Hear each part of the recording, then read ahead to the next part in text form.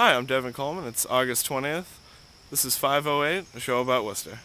I'm Michael Benedetti. This is Brendan Melican. Morning. And here we have Robert Matlock. I'm the campaign manager. Thanks for coming on the show. We need Thank more. you. We need more guests with staff on the show. This is kind of cool. He's the one who's going to put a hit on us if we screw over the campaign. There you go. How you doing? How you doing, Brendan? I'm a little tired, but so far so good. I'm super tired. Feel like I have not slept in about a month. This early morning taping thing, I think we might have to rethink after today. It's a beautiful day today. We had a storm yesterday, but today Cook's Pond is looking nice and clean.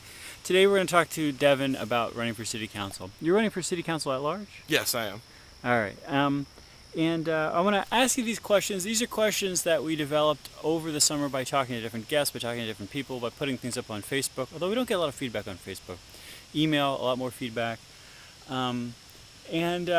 Actually, we're gonna revise these questions at the end of the month. So if you have any feedback on the questions themselves, email pieandcoffee@gmail.com. Otherwise, here we go. Devin, what line of work are you in? I'm a student at Clark University, actually. Right. I am entering my senior year, but my job that I have for the university, as well as being a student, is I manage the theater at Wood Hall on really? campus, which is nice. Yeah, it's fun. Wonderful. Let me say, city departments, particularly the police department, have information that can help the public make good decisions about running the city. That information is hard to access, some would say impossible. What would you do to change that, and otherwise, what are your feelings on transparency? Sure. Transparency is a huge, huge issue for me. The word is actually on the literature. It's one of the three big points that we like to talk about. And I'm glad you brought up the police department. That's a good example of what you're talking about. Another example is any department, when it comes to spending money, how the money was spent, that information is really, really hard to access. To use an example from a personal story, talking to a gentleman who had heard that the city had applied for a snow removal certificate, which is true, but then he had also heard that we sent a representative to Spokane, Washington to receive it. He was a little concerned because he didn't really see the benefit in spending that money to send somebody out to pick up a certificate that's really bringing nothing back to the city. Right. There is like the mail, for example. So exactly. so he asked basically the city. He sent a letter and he said, "I would like you to disclose the expenditures surrounding this, whether it happened or not." And there's a 7-day legal limit for that. After the 7 days had passed, they hadn't got back to him. We're now 3 months later, and he's still struggling to get that simple information. They're now telling him that they're going to charge him for it, and So there's that a it's problem. not available. There's a problem around transparency. What is the? Yeah. So you said this is one of your campaign points. What do you want to do about it? The solution for me is to, first of all, follow what everyone should be following to begin with, which is disclose that information immediately, Right. and don't worry about what letterhead it's going to end up on. But then also when it comes down to committees, right, because you have the city council meetings, which by and large are people saying either this is coming from committee, let's vote on it, or let's send it to committee, or let's send it to the manager for further analysis. So what I would like to do is to make what goes on in those committee meetings more accessible to the public, so people can actually see what the decision-making process for that is. What do you mean? What do you mean make it more accessible? I mean to put transcripts up on the website. I mean, Okay. possibly to film it. I know people are somewhat uncomfortable with that. I don't see the problem. It's a part of government. People elected, these representatives to do this job. They deserve to know how they're choosing to spend money and enact policy. So yeah, go as far as film it, and then maybe put it up along with the regular city council meetings. Also, I think integrating new media is important. If you look at what the city's doing, what the city council and the councilors are doing, even when it comes down to the campaign, there's a real lack of new media and connectivity. And sort of the overarching theme of that is moving into the 21st century, we can't be stuck in the 20th century with accessibility with the constituency. Okay. Brendan Melican, None. no feedback. Okay. What is local government's role in regulating the day-to-day lives of citizens, and is there a limit? I definitely think there's a limit. Okay. I think the role is to make sure that they're doing everything they can to provide the services that the taxpayers are paying for. They're doing it well and they're being accessible when it comes to that. I think the limit is an overstretching involvement in business in the community. And a great example of this is I've talked to a lot of small business owners, and they've said it's been a nightmare to get started up, especially compared to other cities and towns in the Commonwealth. When you look at the bureaucratic red tape that it takes to start a small business, It's insane compared to the other municipalities. One example that I find funny is that if you want a dumpster behind your business, you need to go to the fire department, which makes sense to a certain extent because if there's a fire hazard, they need to know where it is. However, what I would like to do is to either, if we can't consolidate and centralize the process of starting a small business into one office that then answers to these other offices, what I'd like to do is come up with a handbook, put something up on the website that tells a small business owner exactly the steps they need to take to start a small business. And so that's just one example of where I think the city's falling short in encouraging. There is some of that stuff online, though, isn't there? There's a little bit, but it's really not enough. If you delve into it and you say you're a newcomer, first time business owner, and you want to get started, the hoops you have to jump through, it's very, very, very discouraging. It needs to probably be reviewed by somebody who's starting a small business to give feedback and say, exactly. This is where there's a lot of missing steps. Exactly. Yeah. Maybe. Yeah, from a regulatory perspective, who do you think should be actually managing the oversight for, if we're going to streamline a process, to say that, the fire department shouldn't be involved in dumpster placement or what have you? I mean, who should actually be handling that from a regulatory perspective, and what do you think the breadth of that should actually be? Yeah, sure. I think it should go through City Hall. I do. Because, obviously that's the head bureaucracy in the city. Sure. They have all that information there. They have that, accessible. And I think, it's hard to say now how you would put that into action, me not being in office at the moment. But, going off of that, that's something that I would like to do when we get in, is to look at all the little details of everything and say, who's most appropriate to really take this on. It could be code, it could be any number of the offices in City Hall. Moving on. To your health. What's your personal vision for the city?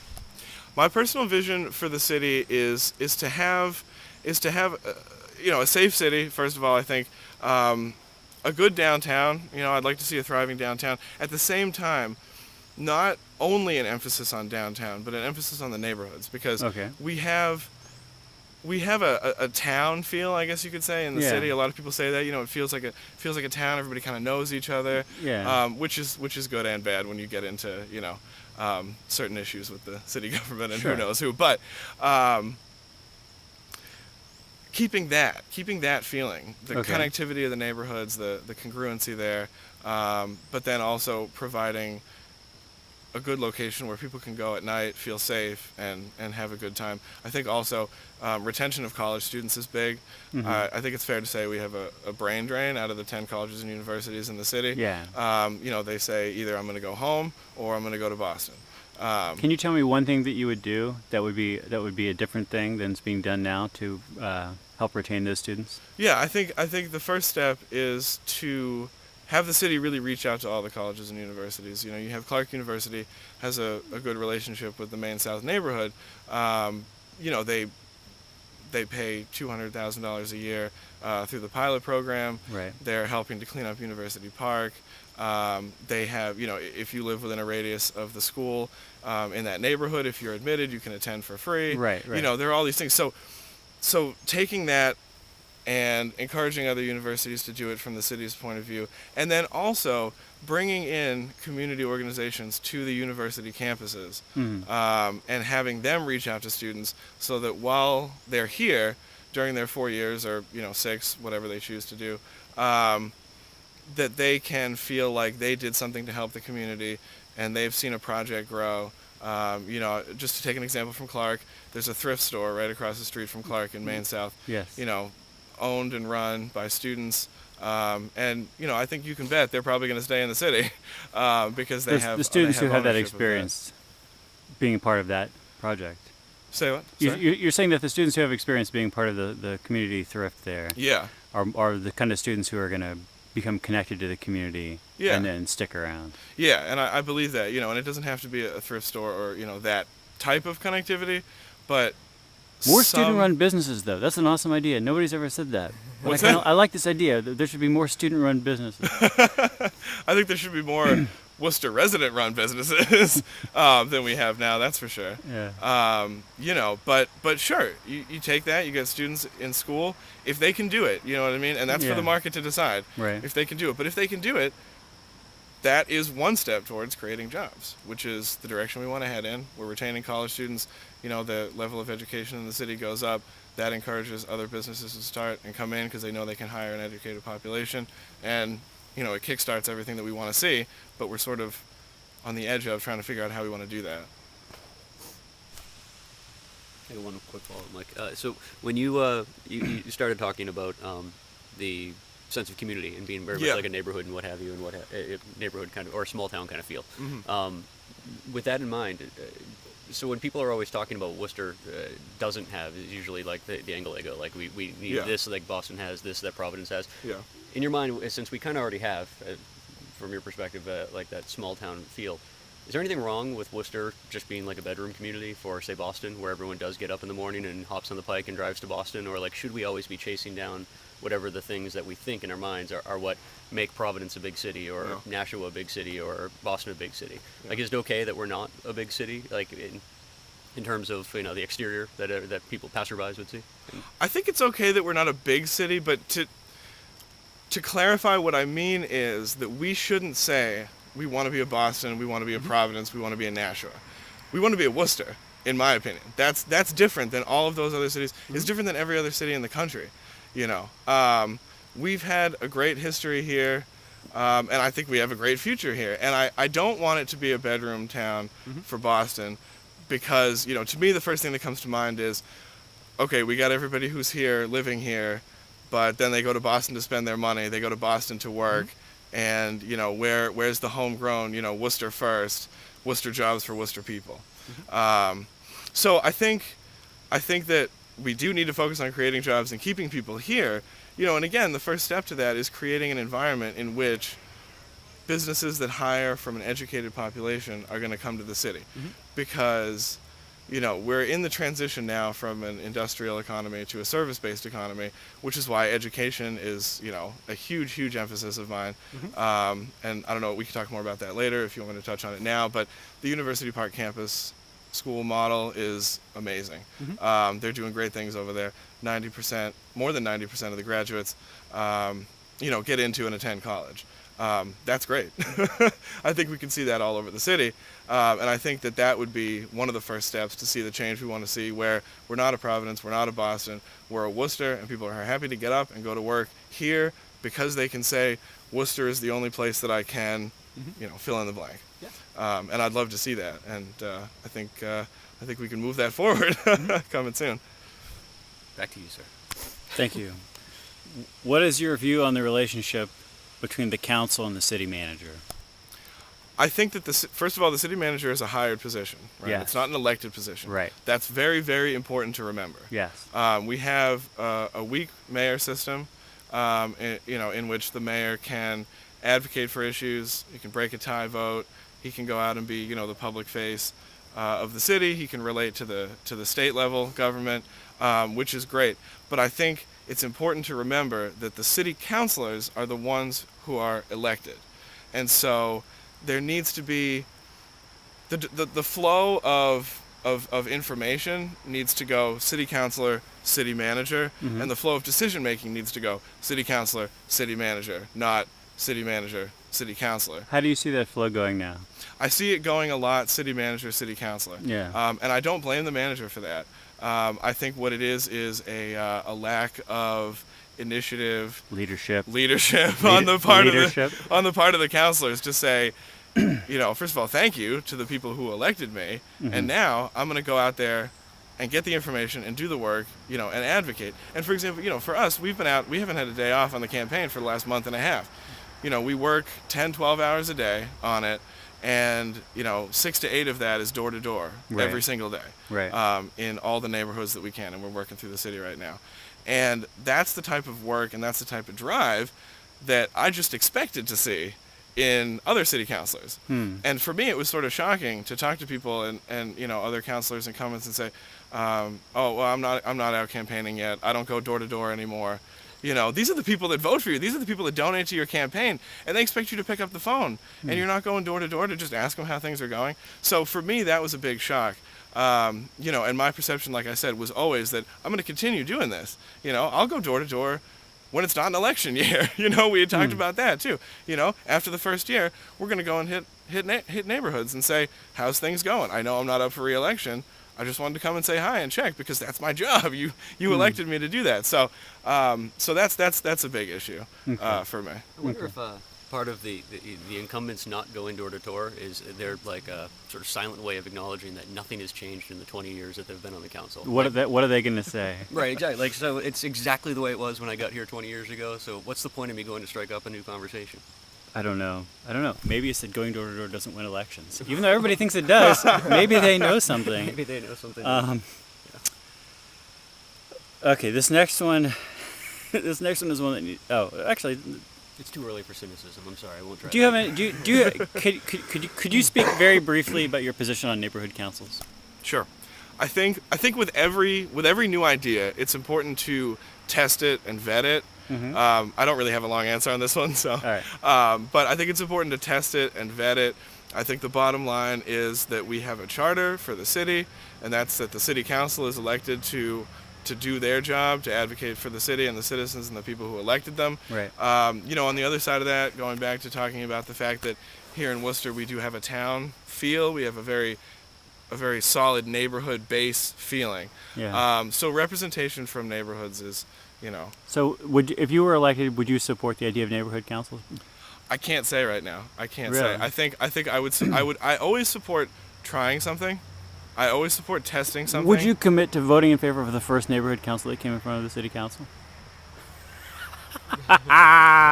Next question. They are in the charter too, the neighborhood councils. I mean, they're in the charter as a parallel to the CDCs. I mean, that's I think one of the bigger complaints of the folks who are proponents of them is not so much that we haven't even tried them, but in a way we're actually ignoring a major component of the charter that you know we've thrown a lot of resources and time and money at the CDCs, who've done great work.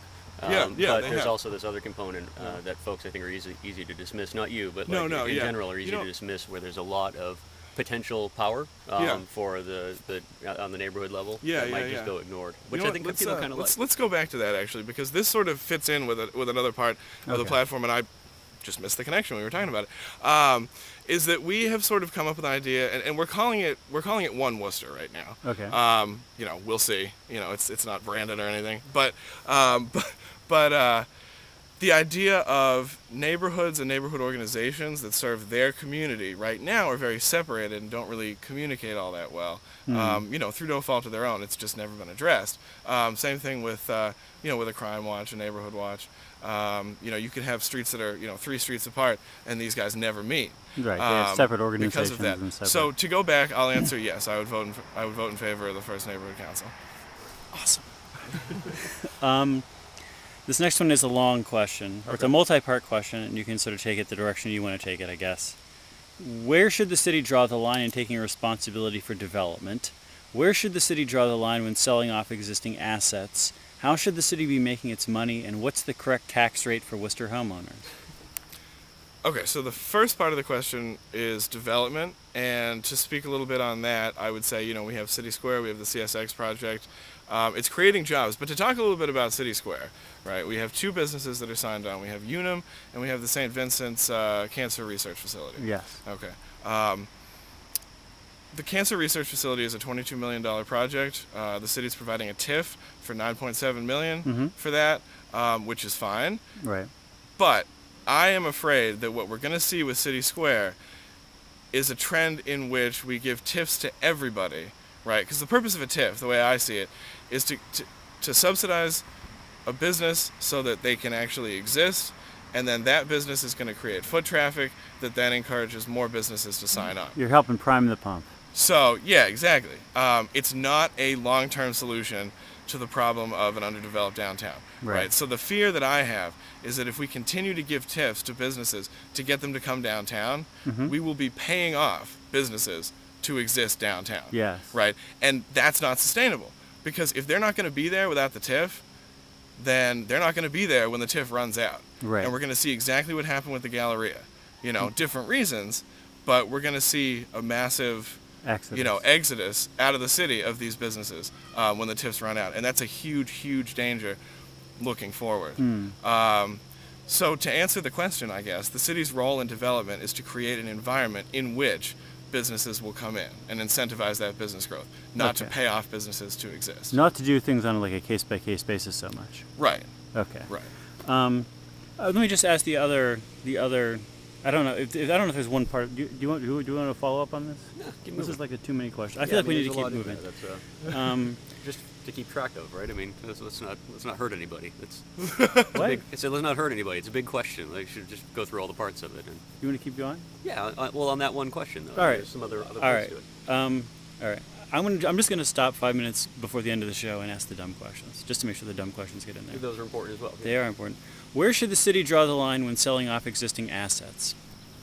I think that what the city needs to do is realize, first of all, who you're selling it to, and what long-term payout there's going to be. So for me, one of my big complaints about the city council is that what we see is a lot of quick fixes, not a lot of long-term planning. I think we can have a long-term plan that works in the present and works in the future, just as well. So as far as selling off assets, I think that it's important to delve into the long-term benefits of doing that. So if you have an old mill building that's not being used and you can't get a developer to come in, and buy it at market price, Right. but that it would be beneficial to have people renting and living in that area, and that there would be a demand for it too, with say, because I know what a lot of cities do, they'll have sort of an artist district, and they have loft housing, and they come in, and it gives a sense of culture to the area. They start a coffee shop, they start a gallery, and that's a sort of a get the ball rolling thing. So for me, that's where it comes down to with selling things is what's the long term. If you have to sell it a little bit below market price, but you're going to be putting people in that community that are going to benefit that community, go for it. Is this an acceptable answer? Yeah, absolutely. But can I just point out too for the viewers that there's not somebody getting murdered behind Mike. There's actually like a road race going on back there. So it's if you hear screaming and whatnot, like biking? It's a 5K of sorts. But there seems to be a lot of cheering on as people pass each other in the roadway. So there's not somebody getting bludgeoned right behind. I had no idea. You did think there was somebody. I had getting no bludgeoned. idea. Yeah. How should the city be making its money? I think the city should be making its money through, it all comes back to those basics of incentivizing business growth that we've had such a hard time with. Yes. So I think you create the environment in which businesses come in, you expand the tax base, you make more money, and potentially in the very, very long term, be able to lower taxes in the short term and the mid-range term, halt the raising of taxes.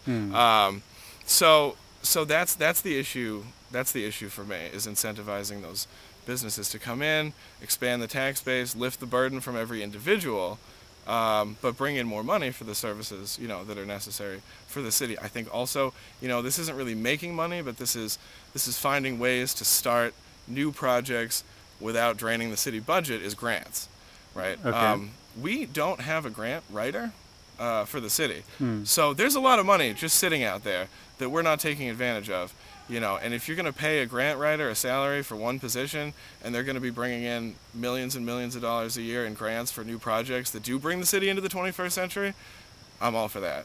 Okay. And I think that's essential. I think that's what we need to do moving forward. What is the correct tax rate for Worcester homeowners? And I put it this way because I feel like people always debate on what the tax rate should be, and I don't see anybody sort of coming from first principles. The answer is always lower or higher than it is. I never know how people, and I want people to show their work. Okay, sure. That's hard for me to answer because, the first time I'll be able to vote on a tax rate is actually 2 years from now. Okay. So when it comes down to the vote, I've said right now, and I think this is true, I am in favor of the lowest residential tax rate, but I've always said, with the caveat that we invest in ways to incentivize businesses to come to the city.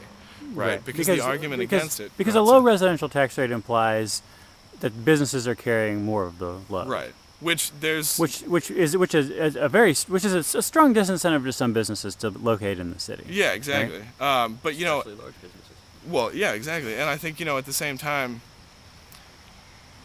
if you don't have people in the city, you don't have anybody to work in those businesses anyway. And I've talked to a lot of people who have lived there their whole life. And they say, when I retire, I can't afford to live here anymore. I'm leaving. Water, sewage, tax rate. So for me right now in this situation, we need to retain those people, and we need to keep them happy and keep them spending money in the economy, right? So if your taxes are lower, you spend a little more money in the economy, that goes to the businesses and helps offset that burden. Now that's not to say that's what we need 5-10 years down the road. For me right now, I've committed to that for only the first vote. Okay. Because I believe that we need to keep people here and keep them spending money. I like this. I like how we've been able to put a couple of these things in terms of the first vote that you take. This is interesting because it's true. Because people go on record as saying this or that is a simple answer, and then people just rake them over the coals later whenever. Yeah, I don't know. I'm all about the caveats. And I'm sure the campaign manager over your shoulder is smiling too. I mean, it also makes a hell of a lot of sense because people aren't going to vote for you unless they're pretty confident that you're going to give them the lowest residential tax rate at least that first time around. For right? one vote. Shit, you won't even get through the door as a conversation when you're out knocking if you don't at least throw that out there. There you go. It does make sense. I'm not taking a swing at you there. No, seriously, that's unfortunately one of those things. I'm sure everybody who's given you advice has said that you got to stick with the lowest residential tax rate. How you get there, with your own logic is up to you. But the unfortunate reality of this, there isn't a lot of tolerance with the residential base to think outside of the box when it comes to their tax levy. Have you seen The Wire? Have you heard the good news about The Wire? Oh, you know what? I saw this on the other interview, and I said, I gotta watch that. First of all, because it looks good. Yeah. Second of all, because I thought I might be asked a question. I haven't seen it. Did you know that is it the party that's in charge of Reykjavik or all of Iceland? Maybe it's just Reykjavik. I thought it was Iceland. I thought no. The political party. Right. Yeah. It's the political party that is now in power in Reykjavik. Mm-hmm. One of the planks of their platform. They're a relatively new party, and one of the planks of their platform is that they will collaborate with members of other parties only if they've seen all 5 seasons of The Wire. This is why we bring this up. There's anyway. an actual, It's still a nation, right? I mean, that's hard interesting. times for Iceland over the last couple of years, but it's still an actual country. I feel like you might want to. I want to err just on the side. because it's important because if you do get elected and the folks in Reykjavik ever say, hey, we'd love to set up a sister city program with Worcester, you're going to have to. Let me take a couple days and I'll get back. You're going to have to watch all all 5 seasons before that can happen. Yeah. So here's something that I got for you. This is just to dumb down the show temporarily because you didn't have an answer about The Wire. Is that one thing I've been getting a lot of emails about is candidates, the way they dress, blah blah blah. Maybe because I wear a tie on television, people think this is important to me. One of my favorite secondary characters on The Wire is the Deacon. Mm-hmm. And one of the distinctive things about the Deacon, besides the fact that we are not aware of him doing anything illegal or immoral, is that he always wears single-breasted peak lapel suits, which are a sort of an older style and a very formal style of suit, which you almost never see or can buy, being worn today by City Council candidate Devin Coleman. It's incredible. No, I love a good suit. I do. Good job. I really like this. This is a nice look. This is a nice look for the woods today. Moving forward, if anyone asks you about The Wire now, you can totally lie and say the Deacon, of course. I mean, because we got a similar sense of style. That's why I dress this way. How much can you bench press? How much can I bench press? Jeez, it's been a while. I think maybe 1 or 2 of 150. Maybe. Wait a second. What do you mean 1 or 2? 1 or 2 reps. Yeah, we're talking about 1 rep max. Yeah. Oh, 1 you think rep you could max? Do I don't know, 170 maybe? Really? Yeah, on a good day. All It's right. been a while since I've been to the let's gym. bring 'em over But, to the bench, the city, this is what I was saying to somebody else. The city is now my gym because we walk, miles a day. And it's good. You gotta just, every time you cross the street, you gotta just do 20 push-ups. Yeah. Just keep the workout balanced. Why is he always out of It's sponsored by the folks at CrossFit for the campaign. There you go. Yeah. All right. Well, we're almost out of time, guys. Thanks for being on the show. Thank you very Is much. there I anything? appreciate If maybe you could give me a 30-second answer on what are you excited about going on in the city of Worcester this week? I'm very, very excited about the Latin Festival. We're actually going there. That already happened when this is airing. Yeah. Isn't it? Well, the Latin Festival went great.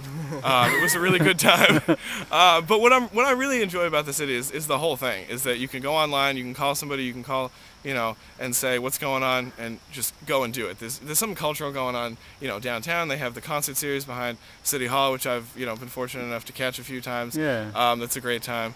But just these cultural events, I think, that give flavor to the city. Art in the Park, we were there. These little things that people miss. And I know that throughout the episode, I've talked about the things that are wrong with the city, and those are the issues that have inspired me to run and bring accountable leadership and transparency to the city.